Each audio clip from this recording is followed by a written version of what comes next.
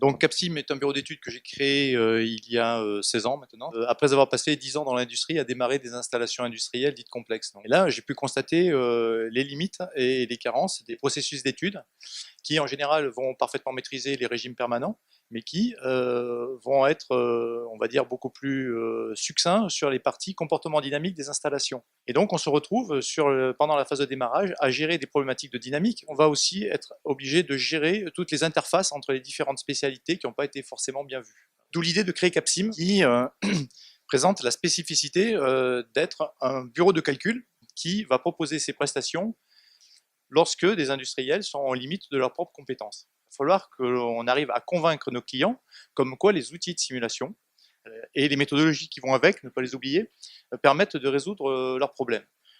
Et dans un premier temps, eh bien, il a fallu polliniser, c'est-à-dire qu'il a fallu vaincre un certain nombre de réticences chez le client, de façon à ce qu'il admette qu'on puisse... Il n'y croyait pas.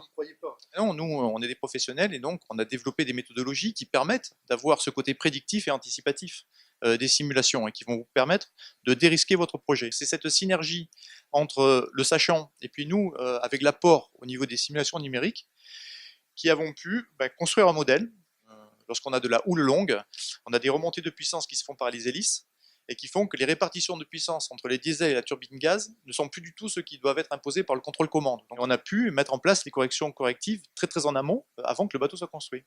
Et on a pu simuler ce bateau dans toutes les conditions possibles et imaginables, de façon à vérifier que les stratégies de contrôle commande réagissaient correctement. Les essais à la mer se sont particulièrement bien passés, et donc c'est un client qui est convaincu de la pertinence de ces outils, et qui a intégré maintenant ces outils dans son processus de développement normal.